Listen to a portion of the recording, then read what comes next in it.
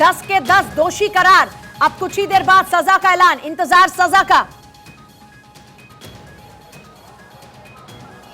बिल्कुल सही कहा आपने पूजा। देखिए इंतजार अब इसी बात का हो रहा है कि किस तरीके से तमाम जो 11 लोगों को लेकर सुनवाई जो है वो होनी थी, लेकिन एक का निधन हो गया था, लेकिन 10 लोगों को हर एक मामले में दोषी करार जो है यहाँ पर ठहरा दिया गया है। और जैसा कि आपने खुद कहा कि अब इंतजार बस इस बात का हो रहा है कि आखिर अब जो सजा है आखिर वो अब कब तक सुनाया जाएगा। हालांकि देखिए आप खुद किस तरीके से इस पूरे मामले में देरी जो है वो बिल्कुल नहीं की गई है। जैसे ही अतीक, अशरफ और फरहान अंदर पहुंचते हैं, तीनों को लेकर ये फैसला जो है वो सुनाई में सामने आता है कि कहीं ना कहीं हर एक मामले में आप अतीक की बात कीजिए आप और देखिए 10 साल तक का दोषी जो है वो यहाँ पर करार दे दिया गया। ये बड़ी बात है यहाँ पर।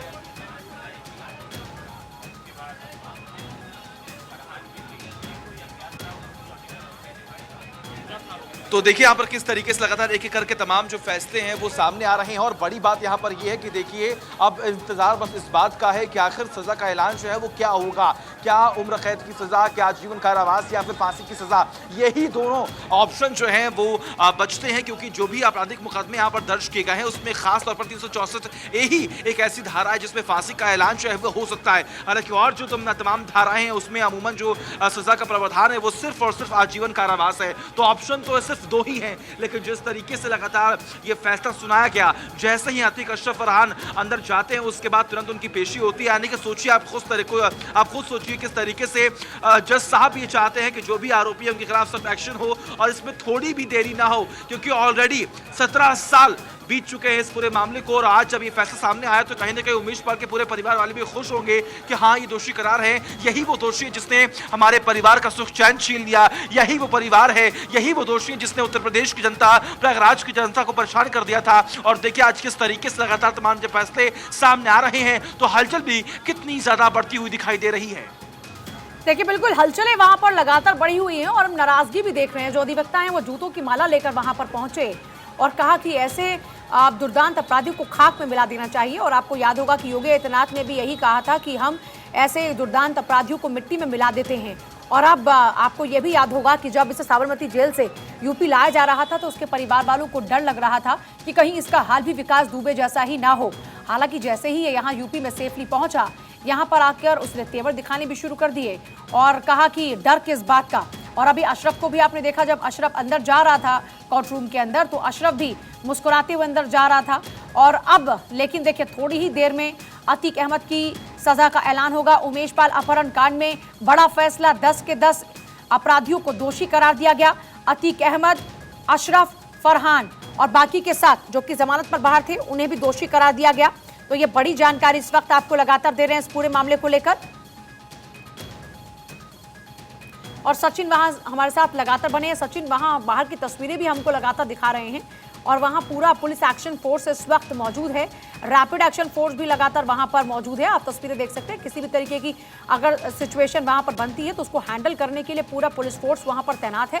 और जो आसपास के SHO हैं उनको भी पूरी इंफॉर्मेशन दी गई है, उनकी भी तैनाती यहाँ पर है और लगातार नजर रखी जा रही है ताकि किसी भी तरीके से लॉ एंड ऑर्डर की सिचुएशन खराब ना हो।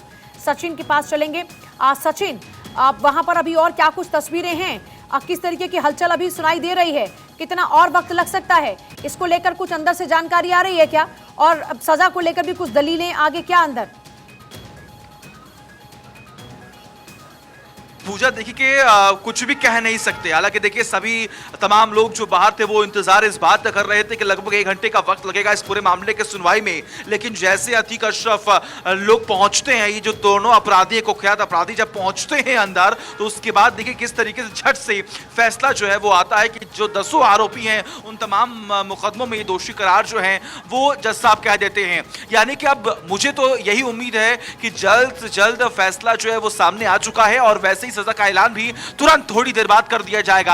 हालांकि भीड़ आप देख पा रहे हैं किस तरीके से तमाम लोगों का जो हुजूम है वो यहाँ पर उमड़ा है और खास तौर पर जो सिक्योरिटी फोर्सेस है वो भी मौके पर मौजूद हैं। अब एक एक करके जो अंदर दलीलें रखी गई हैं उसको कहीं ना कहीं सुनते हुए जज साहब ने फैसला सुना दिया है कि जो भी आरोपी थे, यानी कि 11 लोगों के नामजद यह मुकदमा दर्ज किया गया था जिसमें एक का निधन हो गया है और बाकी 3 लोग यहाँ पर पेश हुए। अब उन 10 को यहाँ पर दोषी करार जो है वो दिया गया है। अब देखना यहाँ पर यही होगा कि आने वाले वक्त में क्या जो सजा है वो सुनाई जाती है। और जैसा कि मैंने आपको बताया कि जितने भी मुकदमे दर्ज किए गए हैं और जितने भी धाराएं यहाँ पर लगाई गई हैं, उसमें अमूमन तमाम धाराएं वही हैं जिसमें आजीवन कारावास की सजा जो है वो सुनाई जा सकती है। तो उम्मीद और खास तौर पर पिक्चर जो है वो लगभग 90% क्लियर हो चुकी है कि अतीक को तो अब जेल में ही रहना है और जेल की रोटी ही खानी है। और इसीलिए देखिए तमाम तैयारियों के साथ तमाम लोग जो मौके पर मौजूद हैं, उनके चेहरे पर भी खुशी भी आपको देखने को मिलेगी। इसके अलावा अगर हम बात करें तो उमेश पाल का परिवार और इलाहाबाद की वो जनता, प्रयागराज की वो जनता जिसके ऊपर कहीं ना कहीं अतीक ने चाबुक चुराए हैं, वो परिवार, वो जनता जो रो रही थी, बिलख रही थी, परेशान हो रही थी। 17 साल से उमेश पाल का परिवार उस हत्याकांड को भूला नहीं था और अचानक से पिछले महीने जिस तरीके से उमेश पाल की हत्या दिन दहाड़े कर दी गई, परिवार सदमे में था। और आज खुद आपने सुना होगा उमेश पाल की जो वाइफ है, उन्होंने भी कहा कि देखिए मैं अब अकेले हो चुकी हूं, मेरे पास कोई शख्स ऐसा नहीं है जो जाके मुकदमा लड़े और मैं असहाय हूं। लेकिन कोर्ट ने यह फैसला सुना के उनको ये बता दिया, ये समझा दिया देश की जनता को, प्रदेश की जनता को कि अभी भी जनता को न्याय पर भरोसा करना ही होगा और सरकार पर भरोसा करना ही होगा। अगर सरकार ने दावा किया है और संवैधानिक रूप से अगर गलतियां हैं तो उसे कहीं ना कहीं साबित करके आज देखिए किस तरीके से तमाम जो आरोपी हैं, जो बाहुबली हैं, जो लगातार अपराध को बढ़ावा दे रहे थे, अपराध के शहंशाह माने जा रहे थे, गुनाहों का बादशाह कहे जा रहे थे, अब उनके खिलाफ ही केस देखिए किस तरीके से यहाँ पर सुनवाई हुई है। और चंद मिनटों का फासला और मानिए जब सजा का भी ऐलान होगा और अतीक अहमद, अशरफ और जो तमाम बड़े अपराधी हैं वो वापस सलाखों के पीछे जाएंगे। पूजा देखिए बिल्कुल, देखिए 364 है, धारा 120 बी के तहत मामला दर्ज है, 147, 148 और इन्हीं धाराओं के तहत में अतीक और अशरफ और फरहान समेत बाकी के जो और 7 लोग हैं उनको दोषी करार दिया गया है। ये वो अहम धाराएं हैं। देखिए सजा पर कोर्ट में बहस शुरू हो चुकी है, जिस बात का जिक्र भी हम अभी कर रहे थे। छोटा सा ब्रेक ले रहे हैं लेकिन पल पल की अपडेट लगातार जारी है। छोटा सा ब्रेक।